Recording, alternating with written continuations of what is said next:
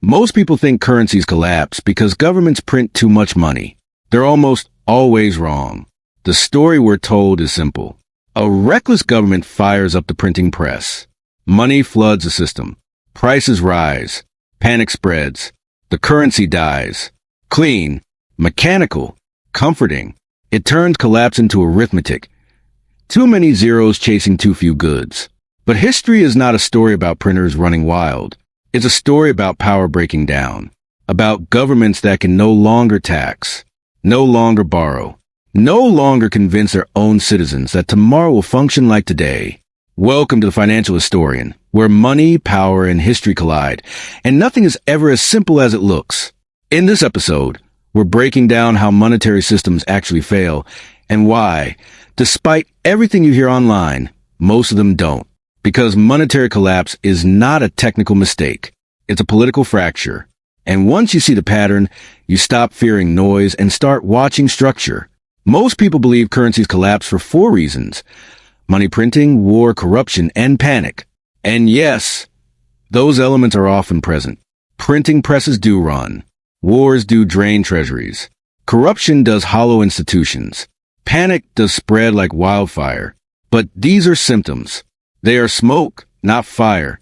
Money printing, especially, gets blamed for almost everything. It's visible, measurable, dramatic, but printing is usually the response to something deeper.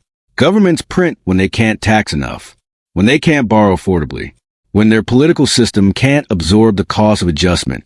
The printing press is rarely the cause of collapse. It is often the last tool left. To understand how monetary systems truly break, we have to shift our focus away from currency supply and toward fiscal capacity, away from the central bank and toward the state itself, because money is not just paper or digits. It is a claim on future taxation, a promise that the political system behind it can extract resources tomorrow, and that promise rests on credibility. Monetary systems don't run on ink. They run on trust. Trust that taxes will be collected, that laws will be enforced, that debts will be honored, that the political center will hold. When that trust fractures, currency becomes fragile. When it disappears, collapse accelerates. Look at the pattern. Take Spain in the 16th century. Silver from the Americas flooded Europe. Shipments from Potosi poured into imperial coffers.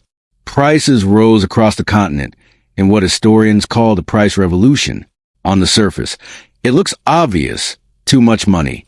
But Spain's real weakness wasn't abundance. It was structure. The crown relied on imperial extraction instead of building a resilient domestic tax base. It borrowed aggressively against future silver shipments to fund wars across Europe. When shipments slowed or were intercepted, revenue collapsed. Spain declared bankruptcy multiple times. Silver didn't break Spain. Fiscal fragility did. Move forward to Britain after World War I. Debt was enormous. Inflation surged. Gold reserves drained. The pound weakened. In 1925, Britain returned to the gold standard at pre-war parity, overvaluing its currency and forcing deflation. Unemployment surged. Wages fell. Social unrest intensified. Yet, Britain did not experience monetary collapse. Why? Because institutions held. Parliament functioned. The tax system worked. The government could still borrow in its own currency. The Bank of England retained authority. Britain bent, but it did not break. And that distinction matters. Now consider Weimar Germany, the example everyone cites.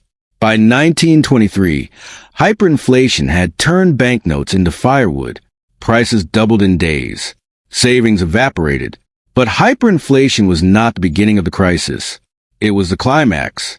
Germany's productive heartland had been occupied. Reparations loomed. Political violence fractured the republic. Tax revenues collapsed. Confidence eroded before prices spiraled. The printing press was visible. The collapse of authority was decisive. Hyperinflation did not destroy credibility. The destruction of credibility forced hyperinflation. Look at Argentina in 2001. A currency pegged to the US dollar brought temporary stability. Inflation fell. Capital flowed in. But debt accumulated, much of it denominated in foreign currency. Growth slowed. Tax revenues weakened. External shocks hit. Investors began to doubt. By 2001, default, bank freezes, political chaos. The peg collapsed.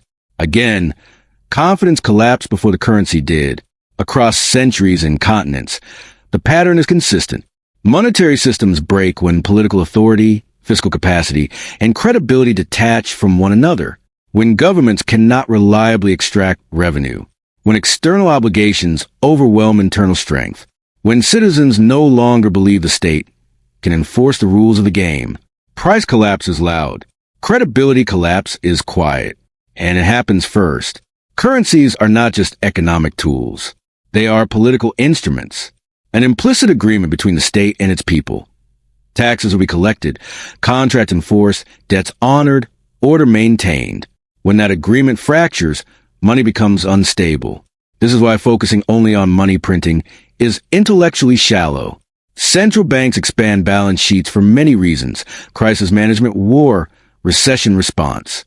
Printing can coexist with stability if the political structure remains credible.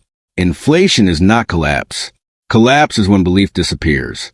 Monetary systems fail when the tax base erodes, when productive capacity escapes the state's reach, when political cohesion fractures, when external liabilities exceed internal legitimacy, especially when debt is denominated in foreign currency the state cannot print, and above all, when credibility evaporates. Confidence collapse precedes price collapse. The moment citizens rush to convert currency into goods, gold, or foreign assets, the spiral begins. Money is not valuable because it is printed. It is valuable because it is trusted. And trust, once broken, is the hardest currency to restore. And trust is political. If monetary systems fail when political authority and fiscal capacity fracture, then the real question isn't, are governments printing too much? The real question is, can they still tax? Can they still coordinate? Can they still command legitimacy? Look at the modern world. After the global crisis of 2008, sovereign debt levels climbed steadily across developed economies. After 2020, they exploded. Trillions were created to stabilize markets, fund stimulus, and prevent systemic collapse during pandemic. Central bank balance sheets expanded at speeds that would have looked unthinkable a generation earlier. Then inflation surged in 2021 and 2022. From the outside, it looked like the opening scene of every monetary disaster story ever told. And yet, no systemic currency death spiral followed. The US dollar did not disintegrate. The euro did not evaporate. Japan did not implode. Bond markets strained. Currencies fluctuated, but the system held. Why? Because printing does not determine survival. Structure does. The United States, despite political polarization, maintains one of the broadest and most productive tax bases in the world. It borrows overwhelmingly in its own currency. Its treasury market remains the deepest and most liquid on the planet. Global trade is still largely denominated in dollars. Its institutions are criticized, sometimes fiercely, but they continue to function. That doesn't make it immune to inflation. It means the core pillars still stand. Tax capacity, domestic debt markets, enforcement power, institutional continuity. Now contrast that with real breakdown cases. When Lebanon's currency collapsed in 2019, it wasn't simply money printing. It was decades of fiscal distortion, a rigid dollar peg, massive foreign currency liabilities, corruption, and a banking system dependent on constant capital inflows. When inflows stopped, the illusion shattered. The state could not tax enough. It could not borrow excellently. Political trust was already thin. The currency followed the fracture. When Venezuela's bolivar spiraled into hyperinflation, the visible cause was monetary expansion. But underneath, a collapsing oil sector, shrinking production, external sanctions, fiscal dependency on a single commodity, institutional breakdown. Printing filled the gap. It did not create the gap. The pattern is consistent. Collapse requires multiple failures aligned at once. This is why developed economies rarely experience total monetary breakdown. They experience something else instead. Inflation, slow erosion, debt restructuring, financial repression. Inflation is painful, but it is manageable inside functioning political systems. It redistributes wealth. It reduces the real burden of debt. It pressures savers. It rewards debtors. It shifts purchasing power. But it does not automatically destroy currency. Inflation is often a political compromise when austerity is impossible and default is unacceptable. It is the system absorbing stress. And that distinction changes everything. If you mistake every inflation spike for imminent collapse, you will misallocate capital. You will act from fear instead of structure. And fear is expensive. Now ask the harder question. What would it actually take for a major developed monetary system to break? It would require severe erosion of the tax base, not just slower growth, but widespread inability or refusal to pay. It would require political fragmentation so deep that fiscal coordination becomes impossible. It would likely require large foreign currency exposure that cannot be serviced, and it would require visible collapse of institutional credibility. Courts ignored, contracts unenforced, laws applied inconsistently. Notice what's missing. The size of a central bank balance sheet. Balance sheets expand and contract. Interest rates rise and fall. Debt to GDP ratios can climb for decades if growth, taxation, and credibility keep pace. Japan demonstrates this vividly. Stagnant growth, aging demographics, enormous public debt, years of quantitative easing, yet no collapse, because the debt is largely domestically held. The political system remains cohesive. Institutions retain legitimacy. Money is not a commodity. It is an agreement. The moment that agreement dissolves, collapse accelerates. Until then, even flawed systems can endure. This doesn't mean risk is imaginary. It means risk is structural. And structural risk builds quietly. Political polarization is rising. Trust in institutions is declining in many countries. Demographic shifts strain pension systems. Geopolitical fragmentation challenges global trade. Debt burdens are historically high. These pressures are real. But pressure is not fracture. The difference between strain and collapse lies in adaptation. Can governments reform tax systems? Restructure debt without triggering panic? Maintain rule of law? Coordinate across factions when necessary?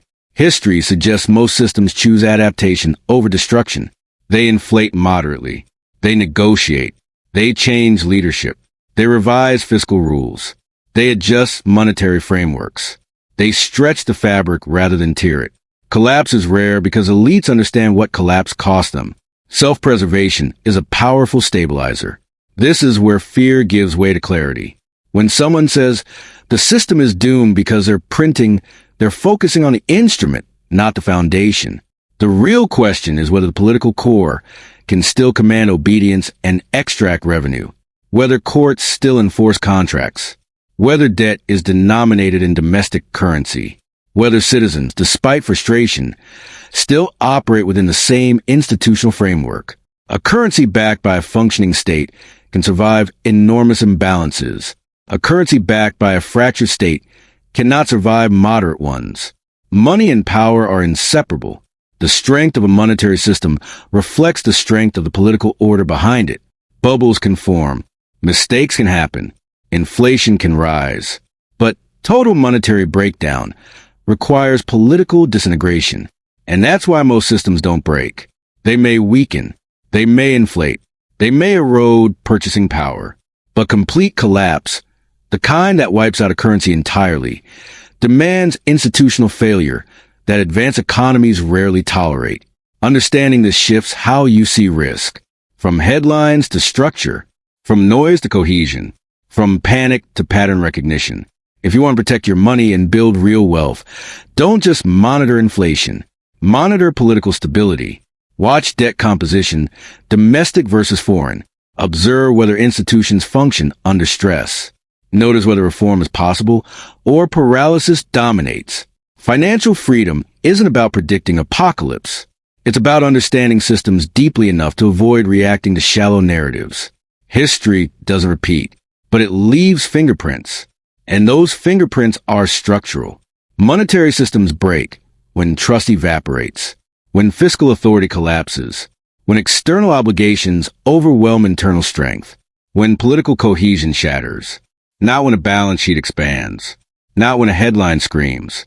Not when inflation ticks higher for a year. History doesn't punish printing presses. It punishes fractured states.